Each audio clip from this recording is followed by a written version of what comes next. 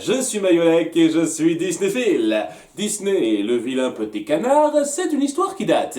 Ce conte sur un garçon perçu comme vilain qui se prouvera beau en grandissant a tellement marqué qu'ils ont dédié non pas un, mais deux Silly Symphonies espacées à raconter cette histoire dans les années 1930. Ce qui en fait peut-être historiquement le premier auto-remake Disney. Il y a eu du chemin le cuit. Et je dois avouer que le format court-métrage sans parole est parfait pour faire passer les émotions d'une histoire aussi simple. C'est pourquoi, dès le départ, le film d'aujourd'hui n'en promettait pas autant. Parce qu'à faire en long métrage, ça revient à étirer une idée qui n'est pas pensée pour. Cela étant, fini avec ça, car on verra très vite qu'on n'a pas affaire à une production Disney recherchée, mais à une coproduction gérée par un studio principal danois. Très certainement le dernier de ces cas hybrides que je traiterai sur cette chaîne. Et je ne voyais pas mieux comme Chant du Cygne.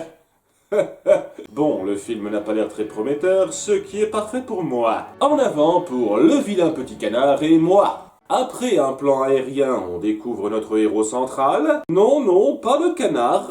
Ratso, impertinente et fier de présenter... Marque déposée. Techniquement, vu que c'est un peu un Disney ça aussi, est-ce que ça voudrait dire que c'est le suivi de ce personnage? Ça va, votre majesté, excusez-moi d'exister. Ça suffit, Ratso! Qui sait, peut-être que la famille n'avait plus les moyens de garder ses animaux après la naissance du bébé et l'a abandonné. La saga du petit grippin courageux se termine pas si bien que ça en fin de compte.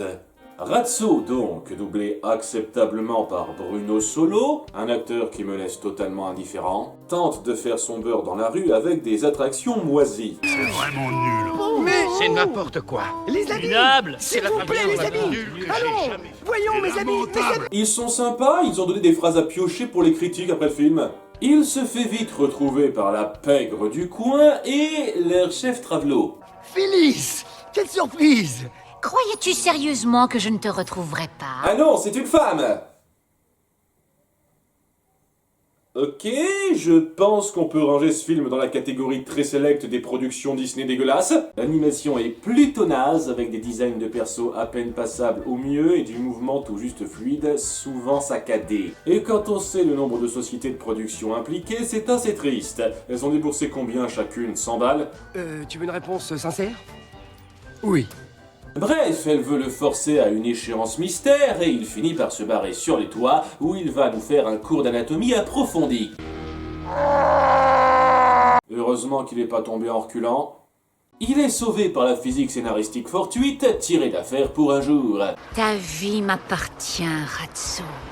Je te retrouverai, même s'il faut que j'aille au bout du monde. En fait, c'est juste une grande histoire d'amour. Je suis le roi du monde! La preuve, il se croit dans Titanic. La fête foraine! Et peut-être qu'elle cherchait à le remettre en asile en fin de compte. Non, il est juste content de pouvoir étaler son talent du spectacle avec le ver qu'il a kidnappé. Tu le regretteras, Ratso! Je ne retravaillerai plus jamais pour toi! Une crème adorable. Il devrait être mort là. Oui, il devrait. À la place, il tombe sur un nid d'oiseaux et un de leurs œufs foldingues. Oh bon sang! Oui, je pensais à un cachet confortable.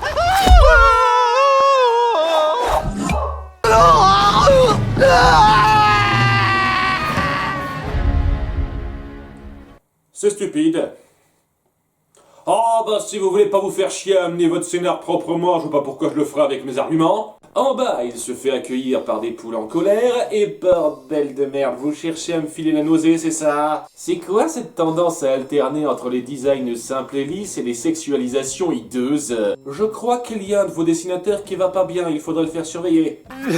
J'ai, comme tu dirais, un tout petit problème pour trouver la sortie. Une fois entré dans la basse-cour, on n'en ressort plus. Vous voulez repomper Chicken Run maintenant? Afin de ne pas être lynché, il se fait passer pour le père de l'œuf, et le petit à naître aide à corroborer ça. C'est le plus vilain caneton que j'ai jamais vu.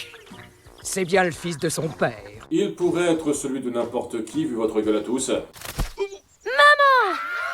Il a jamais entendu ce mot-là, il sait déjà ce que c'est. Il se coltine donc cette petite horreur qu'il appelle moche. Quoi, tu restes ici, moche? Au cas où vous pensiez que la subtilité avait encore une chance. qui connaît très tôt le principe de chantage affectif. Hey, mais qu'est-ce que tu me fais? Hey, hey, qu'est-ce que tu as au juste?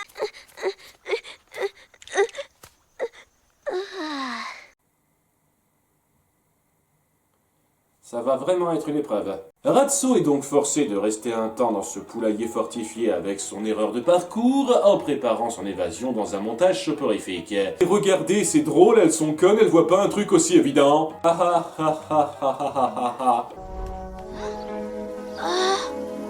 Et alors que le bébé à bec contemple sans le savoir les siens dans leur majesté, le film se dit qu'il peut aussi chier sur un moment comme ça.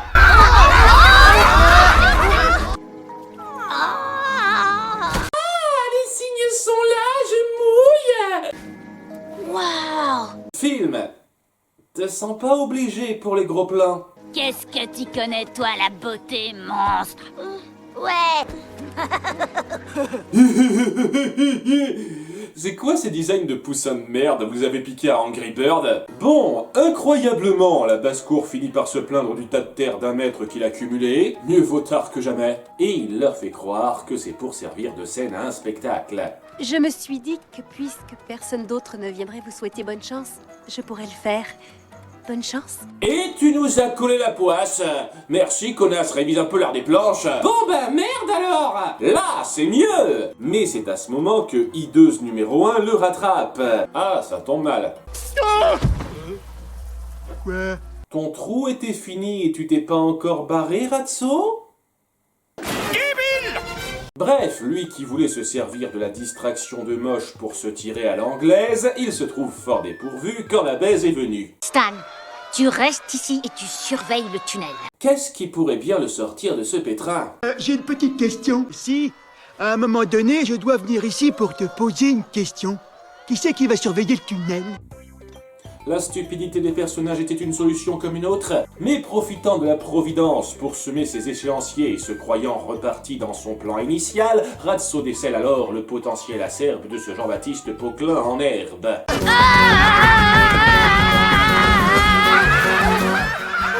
Oui, enfin c'est surtout parce qu'il a devant lui un public de TikTok. Le petit canard le plus vilain du monde.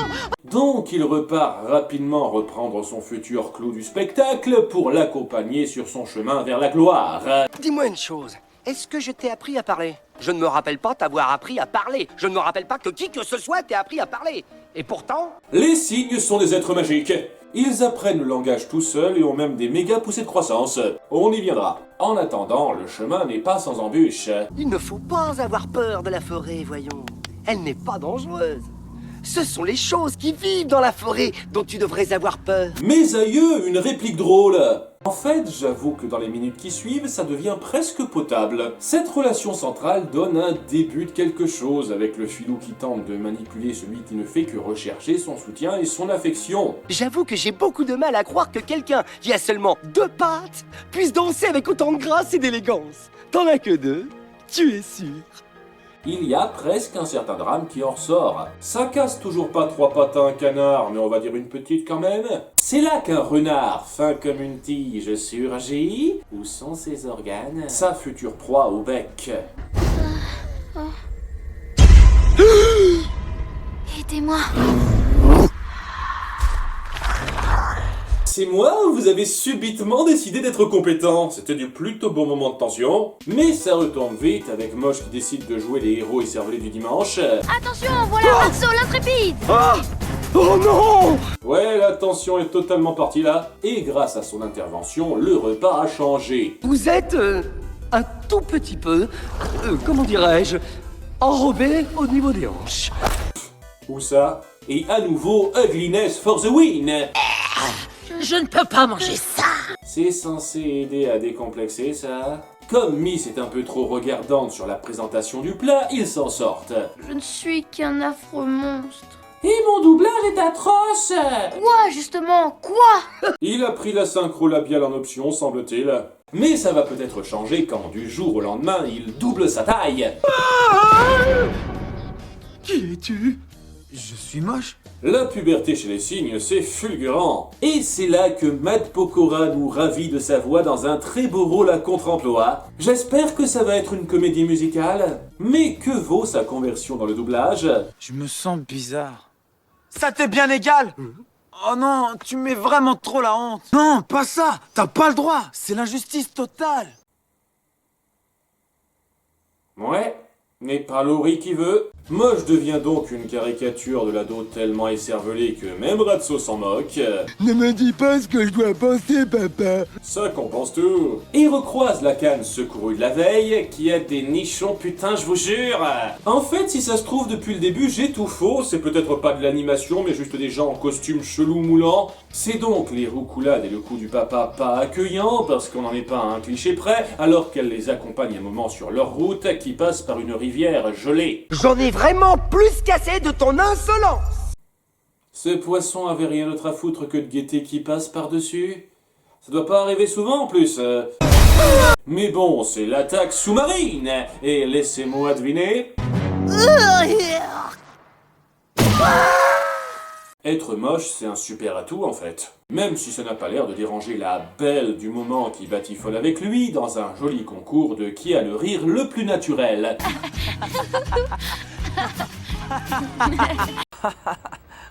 What a story, Mark. Une petite blague caca pour la bonne mesure. Y aurait eu un V de sang. Bref, l'amour brille sous les étoiles, mais moins lorsque Moche lui montre le talent qu'il pense avoir.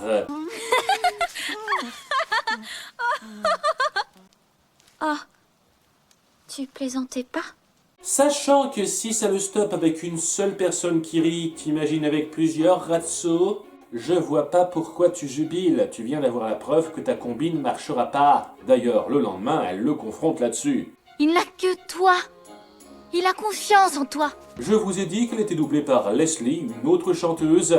Ça se voit pas, hein? Fichez-moi la paix tous les deux à la fin. Non, Moche, reviens. Non! Je l'ai même à la maison! Mais sa crise ne dure qu'un instant car la fête foraine est enfin là! Vous auriez dû la voir venir à distance, mais passons. C'est la joie et l'allégresse, mais pas très longtemps car Rombierella réapparaît! Salut, Ratso. Putain, t'as une sacrée force dans les poignets pour ta taille. Mais alors, un chat aux dents dégueulasses apparaît! Puis un chien, puis un requin, puis le GIGN, vous faites ce que vous voulez. C'est la débandade et les rats nous font un tour de maison hantée totalement gratuit. Ah, ça bouge vite, c'est trop bien! Pour revenir exactement au point de départ. Yes! Mais alors que les vilains décollent... Ratso? Tu l'as pas entendu la première fois? J'arrive, Ratso. Ernie? Cousin Ernie? Il s'avère donc que c'est un cousin correspondant qui gère l'endroit dont on a parlé plus tôt. Mon cousin Ernie fera le reste. Dans le métier, c'est une vraie star. Doucement, doucement. Comment un rat peut être le cousin d'un chat? On s'en fiche. C'est pas comme si le film allait s'emmerder à l'expliquer. Mais c'est évident. Je suis poilu, t'es poilu. On a tous les deux des yeux. Et on est beaux gosses tous les deux. Richard, bordel, respecte-toi un peu. Ils discutent donc du spectacle à proposer.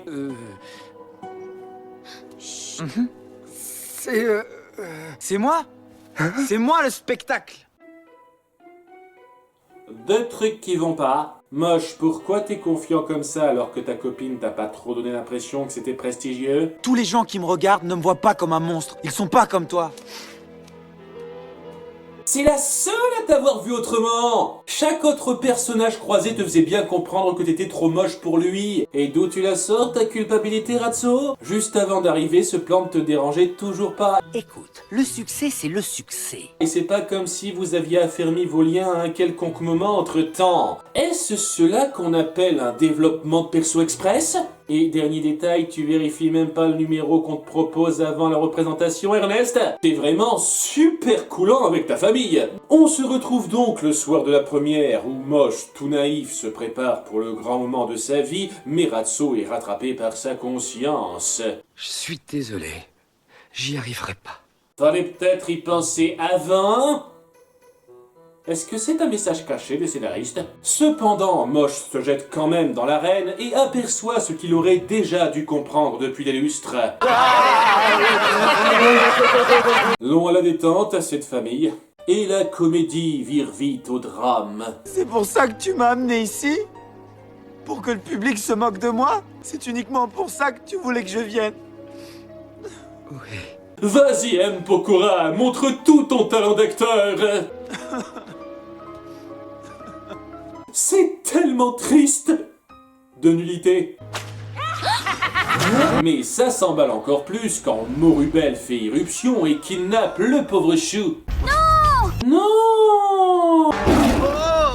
Si tu veux revoir ton cher et monstrueux ami, Ratso. Et toi, si tu veux t'en servir comme monnaie d'échange, ma grande, ce serait bien d'essayer d'éviter de le tuer. Aux dernières nouvelles, la pendaison c'est mortel. Bref, elle lui donne rendez-vous à la basse-cour du début. Et ce gros crétin de chat ne te sera d'aucune aide là-bas. Pourquoi? Ratso se prépare donc à sauver son petit dans une parodie de western.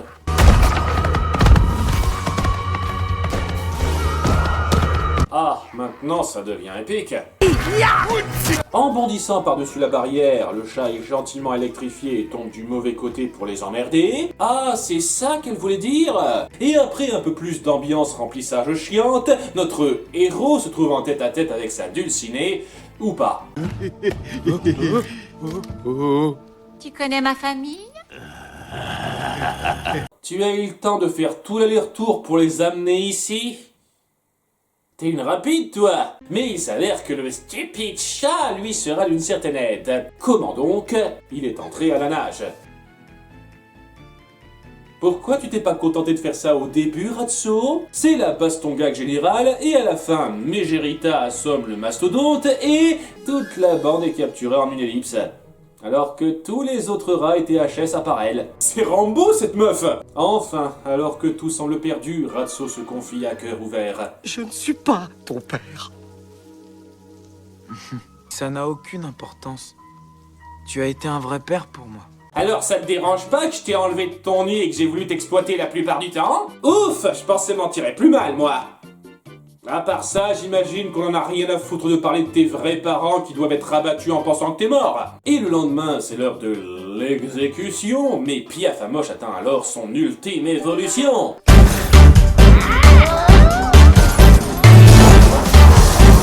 Quelle beauté majestueuse! Maintenant, il atteint la leader moyenne du film, il y a du progrès, et dans la confusion générale, ils font s'empêcher le mariage.